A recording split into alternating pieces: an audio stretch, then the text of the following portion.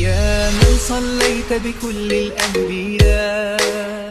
يا من في قلبك رحمة للناس،